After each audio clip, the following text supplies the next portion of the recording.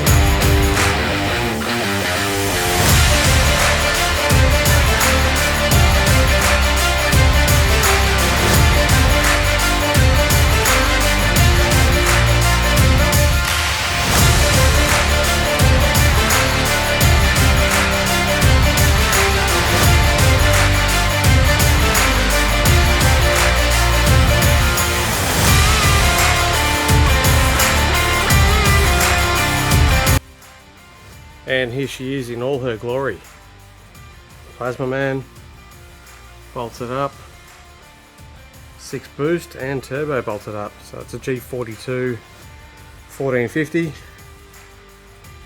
and she's looking pretty good.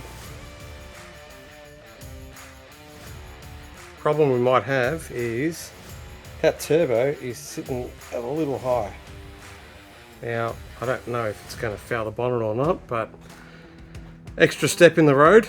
I need to get the bonnet bolted up and make sure it closes before I go ahead and do anything else, because the last thing I want to do is make all the cooler pipes etc and then realise this turbo is too high. That'll just be the biggest kick to the nuts ever. Alright, well let's get back to it. Time to bolt the bonnet on, but waiting for a mate now. Can't get it on myself, so I might be calling it here for the day, unfortunately. But there's always tomorrow, right? Anyway, hang about and I'll be back soon for an update.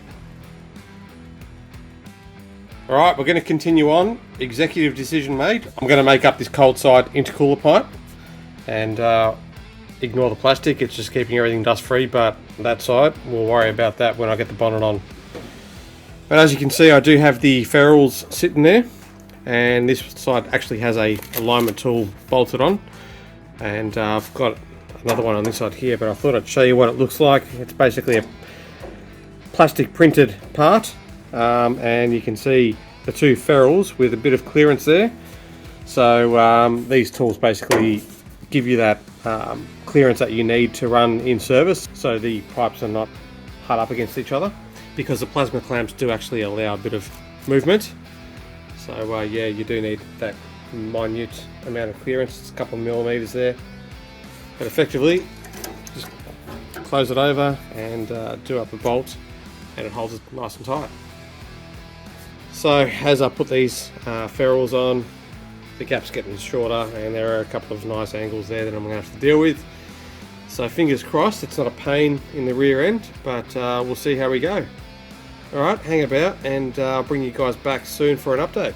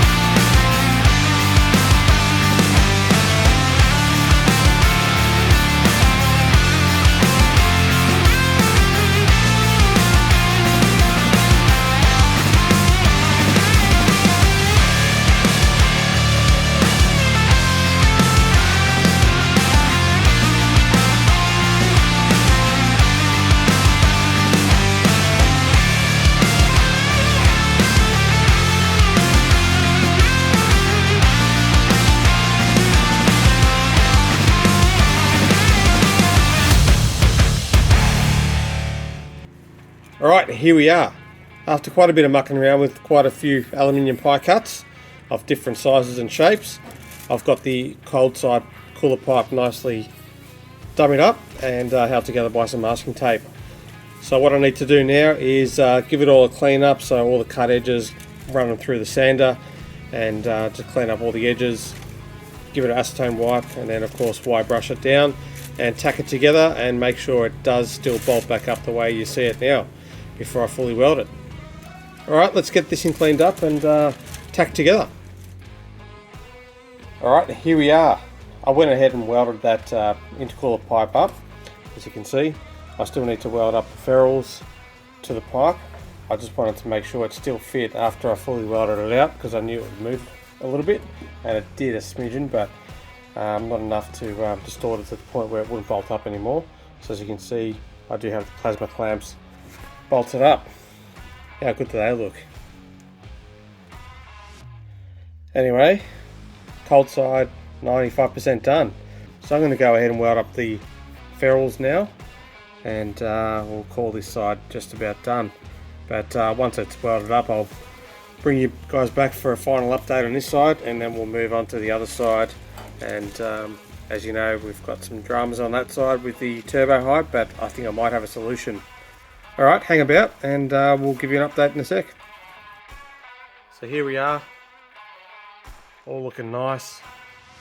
As I called out in the earlier parts of this video, the turbo was pretty high, but I've actually rotated it, and because it's on a V-band, it changed the angle of the turbo and lowered it a little bit.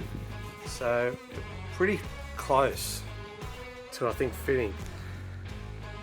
The angle is probably a bit more than I wanted, but you know, it is what it is, and I think I will get the bonnet on there. I do need to verify that, and what I might do is get some just some like Play-Doh or something and put it on there, or some clay, and then close the bonnet down and see, you know, the thickness of that clay, and you know, I can then work out how much clearance I've actually got from the turbo to the bonnet. It's going to be close, and I will need to run a beanie on this because yeah, it's going to get super hot and it's going to cook the paint. So yeah, but all in all, I'm super stoked with how this is turning out.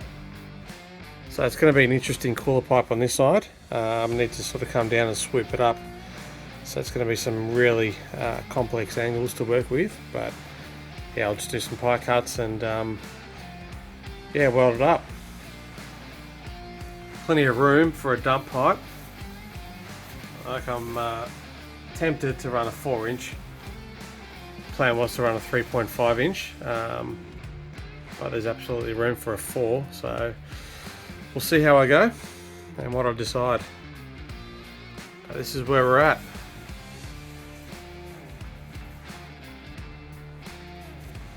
Alright, it's been about a week since I worked on this last. For you guys it's going to be a few seconds, but as you can see, had a mate come around and we've got the bonnet on, and I've got the turbo roughly positioned where I think it needs to be.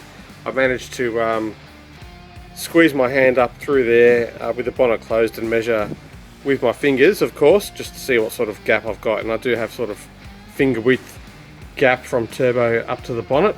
But just to make the measurement a bit more accurate, I've gone ahead and bought some modeling clay, and my plan is to actually put it on top of the compressor housing and then close the bonnet down and then measure what sort of clearance we've got with a vernier caliper. So right now I'm measuring, I think it's close to 20 mils, and for you guys in the States that's about I think what, 3/4 of an inch or thereabouts. I'd like around that, so yeah, we'll see where we land when I do measure it properly. But if I can actually turn the turbo a bit more that way towards the engine, I will. Still aiming for that clearance, but I think right now that's where it's going to sit. But I'll do a final measurement and make sure I'm happy with the positioning, and then of course clamp down the V-band, and then of course work on the intercooler pipe, which is going to be an interesting bit of a S compound bend. Yeah, we'll get that done. So anyway, let's get some measurements, and yeah, we'll see where we're at.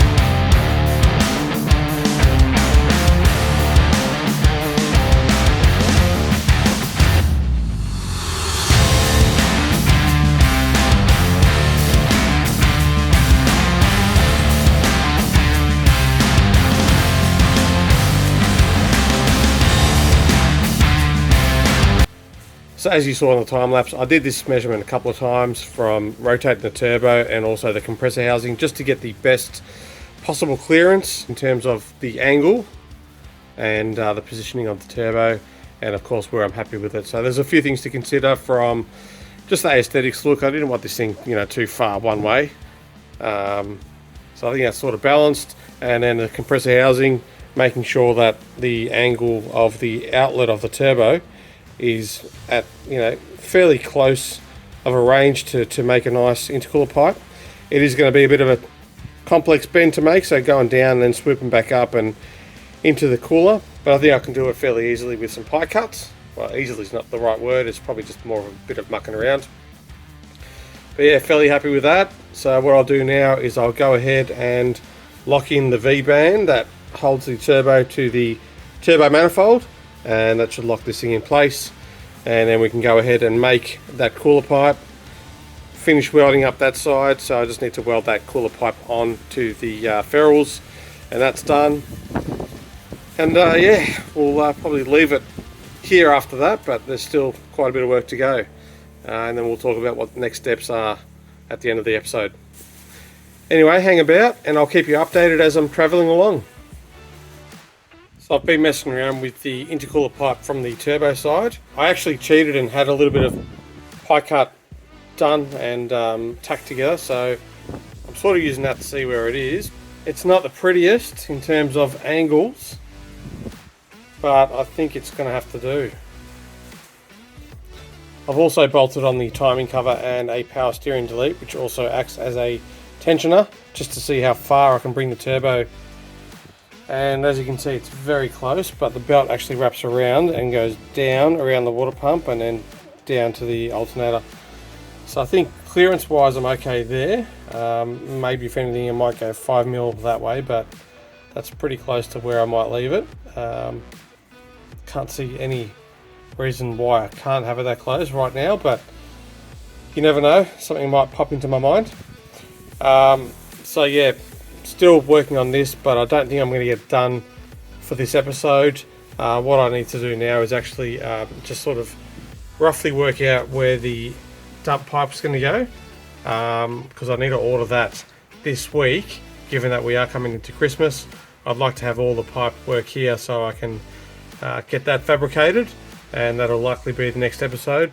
But what I've done is I've actually cut a piece of 4-inch, and I'm just sort of, you know, roughly running it where I think it's going to go, and just seeing, you know, what sort of clearance issues I might have.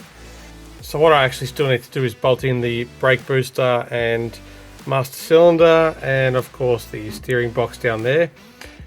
And if clearance to that 4-inch section is all good, I'm just going to go ahead and order 4-inch pipe for the dump pipe, and of course I need 2-inch for the wastegate pipe as well.